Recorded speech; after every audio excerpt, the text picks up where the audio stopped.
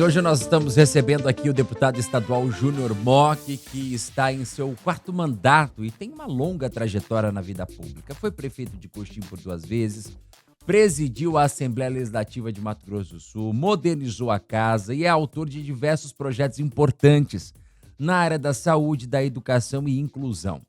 Reconduzido em 2022 com mais de 26 mil votos, ele segue defendendo o desempenho de Mato Grosso do Sul. E agora eu vou conversar com ele sobre um pouco mais do seu trabalho, das pautas mais recentes e a preparação para as eleições de 2026. Deputado estadual Júnior Mock, bom dia, bem-vindo aqui ao microfone aberto na Massa FM. Bom dia, João, bom dia, Bruno, bom dia a todos os ouvintes da Massa FM, programa Microfone Aberto. Dizer da alegria e da satisfação pela primeira vez estar participando deste programa e, através dele, estar conversando com a população de Mato Grosso do Sul.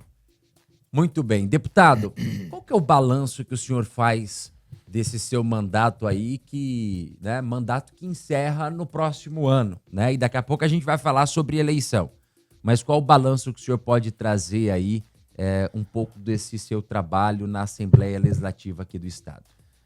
Balanço extremamente positivo. Eu tive a oportunidade, na última semana, e eu faço todos os anos, uma prestação de contas do mandato. Convido as minhas lideranças do interior todo, prefeitos, vereadores, dirigentes de instituições, empresários, e nós fizemos um almoço na última sexta-feira, fazendo uma prestação de contas do ano. Então eu faço ano a ano e, ao final, a gente compila os dados dos 4 anos. E eu estabeleci isso desde o meu primeiro mandato, né? Eu tenho relatório parlamentar. Sei quantas pessoas entram, sei quais as principais demandas. E aí, quando você tem um relatório, você tem os dados, você melhora o desempenho ou as pessoas naquela demanda que é a maior demanda que você tem. E é natural, eu acho que não só comigo, como com a grande maioria, no dia a dia, são as demandas relacionadas à área de saúde. Sim. Então, quando você tem isso, no caso do deputado estadual, o que eu tenho feito? Inicialmente, eu procurei trazer os municípios, os prefeitos, para fazer parcerias com os hospitais nossos, né? Os municípios da região norte, trouxe todos eles para um café da manhã com São Julião. Por quê? Eu brinco, porque o cidadão não precisa nem entrar em Campo Grande. Do jeito que ele chega do norte, ele vai lá para o São Julião.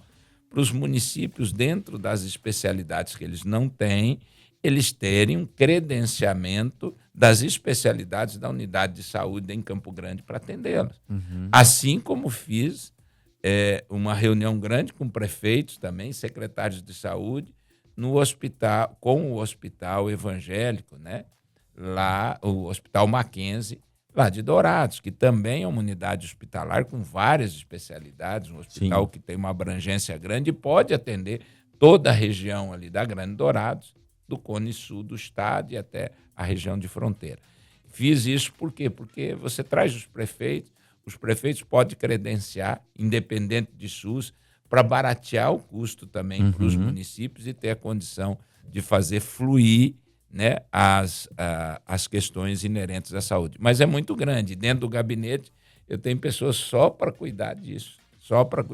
Então, todas as demandas, eu falo assim, eu não posso, como deputado, permitir e fazer pedido para furar fila, para modificar o que o sistema está aí. Nós temos que respeitar o sistema se nós queremos que ele funcione bem. Mas a gente tem que correr atrás, tem muitas coisas e muitas unidades. Eu, quando tenho as emendas parlamentares, eu procuro atender as unidades hospitalares para que a gente possa, através dessa parceria, procurar dar fluidez às demandas que nós recebemos. Então, eu tenho um atendimento enorme. Para você ter uma ideia, quando o cidadão vai na Assembleia e vai procurar um gabinete, na portaria eles perguntam, o senhor vai aonde? Eu vou no gabinete fulano de tal. Então, de registro nesse ano, de registro lá registrado na entrada da Assembleia, né, no terminal eletrônico lá da Assembleia, passaram o foro ao meu gabinete, entraram na Assembleia e foram até o gabinete cerca de 2.500 pessoas. É muita gente. Sim. Né? E nós temos o levantamento de quantas das demandas apresentadas nós conseguimos ter efetividade. Foram cerca de 800 pedidos. Então, quando você divide isso Sim. por dia, nós tivemos no máximo 210 dias úteis. Quando você divide, você vê que o atendimento é grande. Nós, só esse ano, ao longo do mandato, nós temos cerca de mais de 30 projetos de lei apresentados, dentre os quais uns já 20 mais ou menos que se transformaram em leis. Deputado, pegando esse gancho falando de lei, o senhor é autor da lei que obriga operadoras de saúde a avisarem com antecedência pacientes com TEA sobre a suspensão ou cancelamento de serviços, né? Como que essa lei vai, de fato, proteger aí as famílias e quais as penalidades que as operadoras podem sofrer? Se você verificar, grande parte das leis propostas, né, e aprovadas por mim são leis que dizem respeito ao direito do consumidor. Isso tem um motivo. Primeiro, porque o Estado, enquanto ente federativo, ele tem competência concorrente estabelecida pela Constituição para legislar sobre o direito do consumidor. Sim. Então, por conta disso, há muitos projetos de lei na área do direito do consumidor. Essa de modo especial. O que acontece hoje? Os planos de saúde, logo depois da Covid, eles, as clínicas, os profissionais médicos, às vezes não é interessante para eles. E se desligam do plano de saúde porque o atendimento particular, o faturamento é maior. Essa é uma decisão médica, é da clínica. O que não pode é o plano não comunicar, né, o usuário do plano de saúde de que foi desligado. Aí ele chega lá, ele marca uma consulta nesse período, porque às vezes demora 30 dias para ele marcar uma consulta, 40 dias. Quando passa esse período, ele chega lá e fala assim, aqui não está mais credenciado, nós não atendemos mais o plano de saúde que o senhor pertence. Então, o plano tem a obrigação, tão logo o médico ou a clínica se descredencie de atender pelo plano, de comunicar ao usuário. E isso acontece recorrentemente agora, nesses últimos tempos, por conta de que são muitas as clínicas e profissionais médicos que não estão compensando para eles manterem o vínculo com o plano de saúde. Certo. E isso, quando a gente faz, nós, após a lei, nós encaminhamos isso para onde? Para o PROCON. Porque o PROCON é o órgão, né, de fiscalização, é o órgão que pune de acordo com aquilo que está estabelecido no Código de Defesa do Consumidor. Então, não só esse, tem outras tantas leis lá na área do consumidor. Tanto que nós estamos agora, nos comprometemos, já discutir com a presidência da casa, fazendo a gente chama um compêndio, quer dizer, uma junção de todos os projetos aprovados pela Assembleia Legislativa na área do direito do consumidor. Seria uma extensão do Código do Consumidor estadual, né, que regula, que aumenta e que defende os direitos do nosso consumidor. Deputado, eu tenho mais 2 minutos aqui. Eu queria fazer 2 perguntas aqui para o senhor. Como que o senhor enxerga aí a viabilidade política da candidatura da ministra Simone Tebet ao Senado Federal por Mato Grosso do Sul? E se o senhor acredita que a candidatura do André Putinelli, ex-governador a deputado estadual, deve aumentar aí a bancada do MDB na Assembleia? Bom, são uma pergunta em 2, né? Isso. Dividida em 2. Primeiro, sobre a Simone Tebet. Eu vou responder o que eu tenho feito e que retrata o que aconteceu. Nós, tão logo terminada a eleição em 2022, nós reunimos o MDB e a executiva do MDB e decidimos que nós iríamos sentar com o governo do estado e estabelecer uma parceria. E isso foi feito.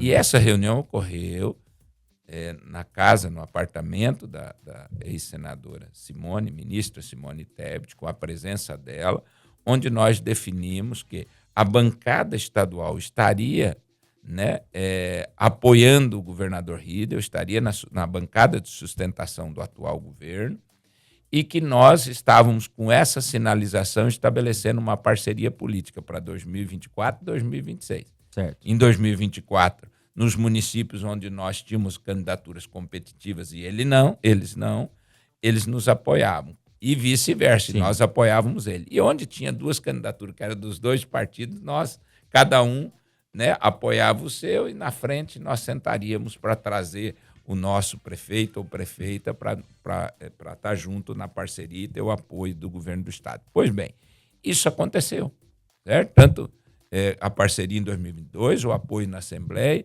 e o resultado da eleição. Aí vem a eleição, com a eleição federal, a Simone vira ministra. Sim. E ela tem dito textualmente na imprensa que, se o presidente Lula pedir, ela não tem como negar ser candidata a Senado da República apoiando o presidente Lula. Entretanto, no Estado, ela apoia o Eduardo Riedel. Eu acho isso uma incoerência, na minha avaliação, uma incoerência do ponto de vista político. Por quê? Porque aqui no Estado, nós do MDB nunca estivemos aliados na nossa história ao PT. Sim.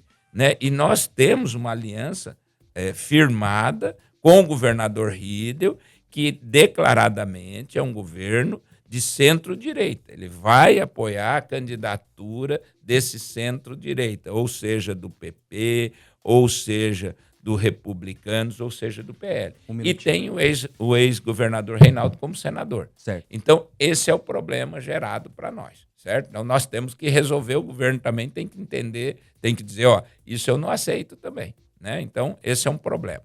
O segundo, a candidatura do André a deputado estadual é uma candidatura que puxa a chapa, todos nós sabemos. Ele é um cara que fez um extraordinário governo, tanto em Campo Grande quanto no Estado. Ele tem todo um histórico e, por conta disso, nós não temos dúvida que ele vai ser o mais votado na chapa. E, com isso, melhora o desempenho da chapa. Ao invés de 3, obviamente, nós temos uma expectativa de fazer de 4 ou até 5 deputados estaduais e, com isso, nós temos uma bancada mais robusta na Assembleia Legislativa. Deputado estadual Júnior Mock, muito obrigado pela sua presença aqui no microfone aberto, viu? Eu que agradeço essa oportunidade, me coloco à disposição e aproveito para desejar um Feliz Natal a todos, com muita saúde, amor e paz, com as bênçãos de Deus, e que venha 2026. Um grande abraço a todos.